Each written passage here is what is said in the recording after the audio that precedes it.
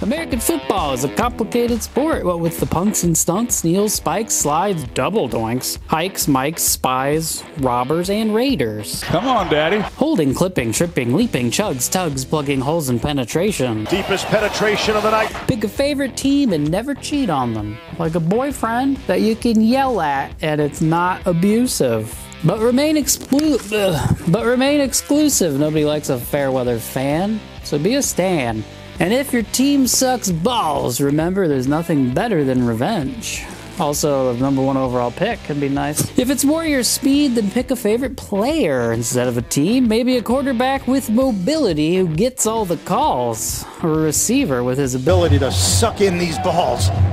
Stick around for this video and I'll stop rhyming, and by the end you'll understand what we mean when we say it's 3rd and 15. With no need to study, just remember. Little 8% Cody never hurt anybody. It's a lot to take in, so let's shake it off and begin again with the main goal of football is to score a touchdown. To score a touchdown, you gotta take the ball to the special segregated colored grass area and then touch the ball down. This rule dates back to the ruling in Brown versus Board. Special segregated colored grass, you get it? Now some players are known for how forcefully they spike the ball to touch it down, such as Gronk, while other players are more subtle. They like to show off, it's so easy to touch the ball to the ground and just, shrug it off, ain't no thing. Some players get a little excited and try to touch it down before they're in, and that's called premature ejacularity. If you want to gargle the sweet nectar of the end zone, you gotta be in it, people. Now, if you spike the ball outside of the special segregated colored area, also called as the rear end zone, this is called a fumble, or a fumble-rooski, and any player can pick up a fumble-rooski. And if a defender picks up a fumble, goes the other way, and touches it down in your rear end zone, that's called a hashtag scoop and score. And that is where the hashtag originally came from. So then what the hell is going on here? Well, okay, let's back up. There are two kinds of balls. Not left and right. There are live balls and there are dead balls. Most of the time, the ball is alive. Once in a while, when it's kicked hard enough, it becomes dead. For example, on a play called a punt. In this play, a special white guy called a punter will kill the ball, sending it downfield for the other team to then have a turn with it. The punt returner catches the ball, but not before waving his hand in the air like he just don't care. When a dead ball is muffed, it becomes alive. It's just the power of muff in football. Don't question it. Really, that's not a joke. That is a muff of the punt by Thigpen. Never had possession. But if the receiving team doesn't want the ball, perhaps because the returner is afraid of his own muff, we've all been there, the kicking team can then grab it and score a touchdown, right? No, you see, the dead ball activates what's known as the floor is lava rule. If the ball touches the lava grass, it creates a situation called a touch back end zone, and no one likes that. Excellent job so far. Now let's say your favorite football team gets the football, creating a situation called a 1st and 10. But what's a first and what's the 10? Is it 1st and 1-0 and we're binary? Come on, man.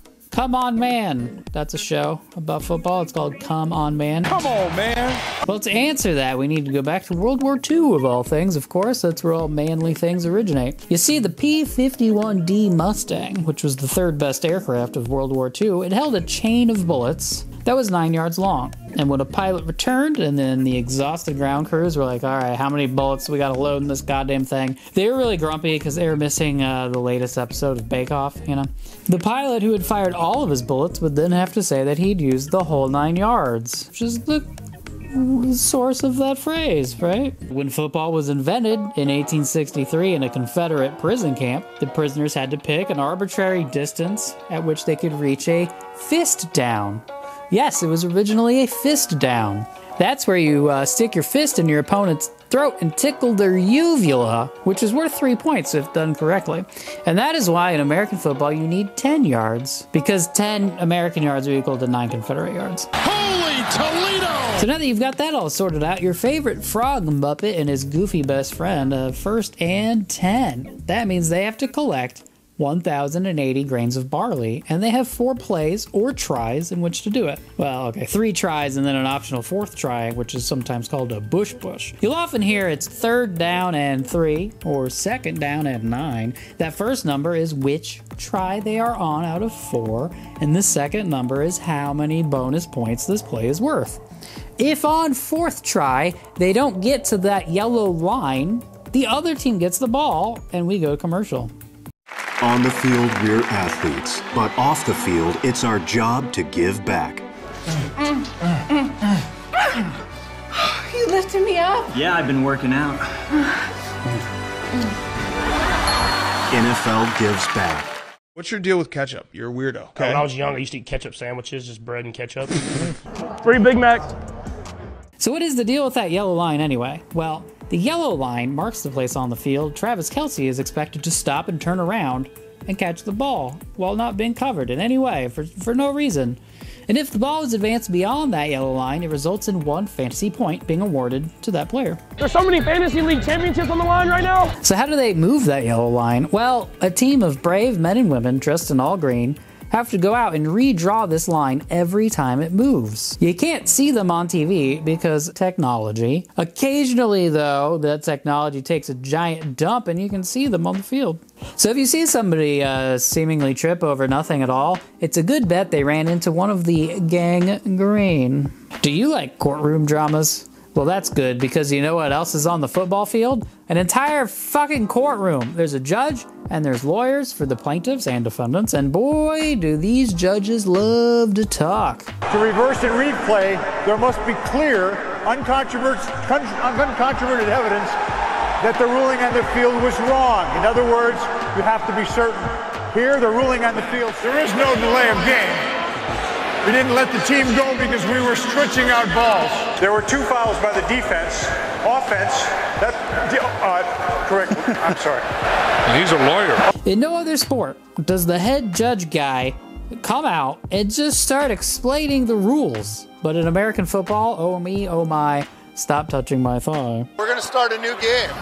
Each team is going to have 3 timeouts. All replay is upstairs. If the first score is a field goal, the other team will have a chance.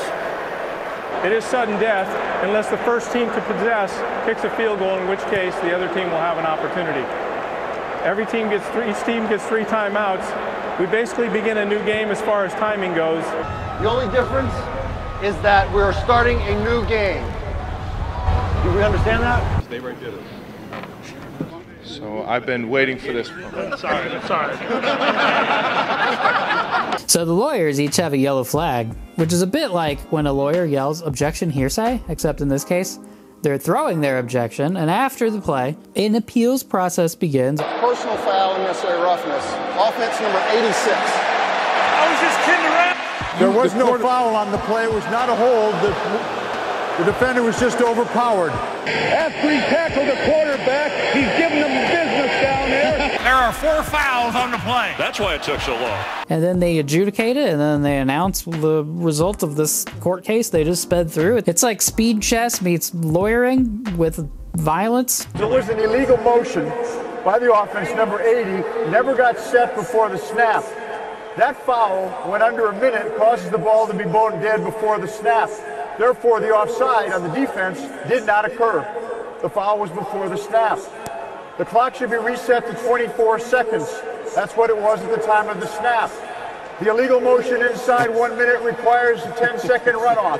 Therefore, the clock goes to 24, and then reset the clock to 14 seconds, and it's 3rd down. The lawyers and the judge almost spent 20 plus years memorizing all of the regulations and laws, case law, and previous rulings, which is why they're all so fucking old as shit. Player from Philadelphia that left through the end zone was the 11th player. However, when a player leaves the field, he must leave the side of the field that his team is located.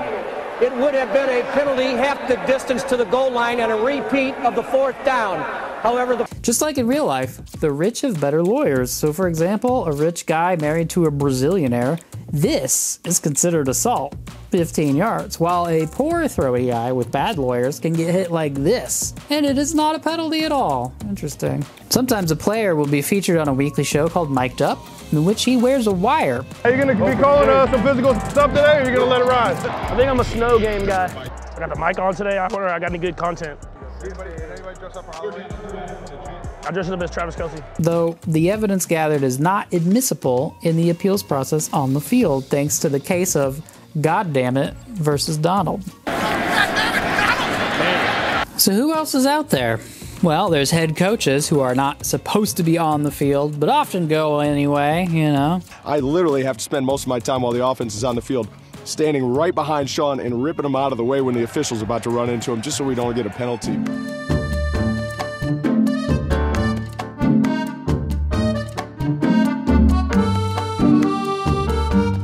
They get a flag of their own to throw, but this one is red and is the source of the colloquial expression about someone's boyfriend acting sus being a red flag. Isabel just had her period and she thinks she's a woman now. They must throw their red flags in a very passive-aggressive manner so as not to dishonor their families. The red flag is their way of indicating that they suspect that one of the lawyers on the field has taken a bribe, and this initiates a bribery investigation. The TV broadcast will often have a retired judge weigh in with all of his judicial insight. If I was in the booth, I would reverse this to a catch. The ruling on the field stands as called. Then the guy on the field will disagree completely with what he said, and this just makes me feel like I'm watching the Supreme Court deliberate about cervixes and then take a vote on whether they're cool or not. Definite contact. Needed 2 thrusts to get it in. These 2 guys are coming. They're both going to come inside. Football is the most American sport. It's amazing. It's just lawyers and meetings and Zoom calls. It's great. The ball, before the pass was completed, the ball was being touched by the defender who was out of bounds. So what's the deal with this head coach guy anyway? What is he doing? Why does he look like he's running the drive-thru line at a Denny's? Well, he's coaching the head of the quarterback. See, his headset is wired directly to the quarterback's helmet where he has headphones. And these wires are green and photoshopped out by magic TV computers. I need my helmet! I need my helmet! So the head coach is kind of like player one in a video game because he gets to pick the play and then he just hits buttons by yelling in the quarterback's ear and telling him what to do. Let's go 11 taco right here, 11 taco. Let's go bunch right Zach, Febreze Bengal. The defense also has a player who's being coached in such a way, and you can tell which player it is by the green dot on the back of his helmet where they can't quite Photoshop out all of the green wires. The term head coach dates back to, you guessed it, the Battle of Baden Hill. Vince Lombardi became the first modern head coach, in that he often instructed his players on how to give good blowjobs, which is a key skill in the giant pileups, or scrums, or tush pushes, or brotherly shoves. What the hell's going on out here? The slang term Lombardi comes from this very practice. Look that one up yourself. Speaking of slapping things, what's with all the butt slapping? Butt slapper, butt tapper, patting on the butt, quick pop. Football's a game within a game, as there is a double secret game of tag going on at all times. The butt slap is done to check if the slappy is it. Jeff Saturday loved the double tap. He loved me constantly spanking him. Some players take this game of tag very seriously and even will throw away the game of football that it seems like we're all really playing just to win the secret game of tag. Mark Sanchez. What the fuck is a 2-minute warning? Well, the 2-minute warning was instituted in the 1960s to warn husbands that their wives were about to start whining to change the channel. The 2-minute warning lets the man say, look, see, it's just 2 minutes left. They just said so. Now, the clock is fairly accurate for most of the game. Yes, it stops and starts, but after the 2-minute warning, the clock enters a super secret lie to the wife mode.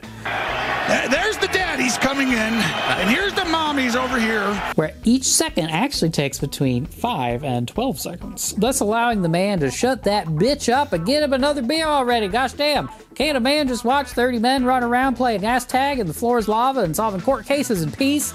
God damn it. Yeah, man, you gotta help my dog out, man.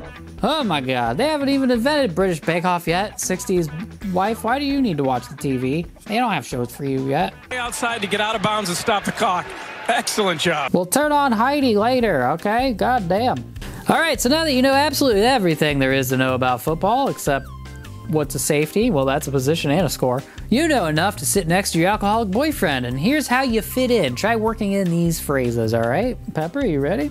That play call was too cute. Now remember, too cute is a bad thing. That's holding. You can really just say that after any play. If you ever see that it's 4th down and less than 500 grains of barley to go, you yell out loudly, "Go for it, you pussy bitch." Doesn't matter if it's for your team or the other team. If you're down by 2 points, you should say, "We need to go for a safety." And then everyone else will say, shut up, Shelly." That's a reference to the Donnie Darko Commentary Track that I haven't seen in 20 years. Oh my God. We got bitches. Look at all these. I have 4 bitches. I'm surrounded by 4 dogs and they're all female. What the fuck did I do? God damn it.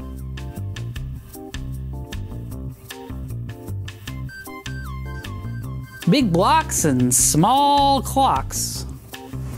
Clocks. Oh, and dildos. You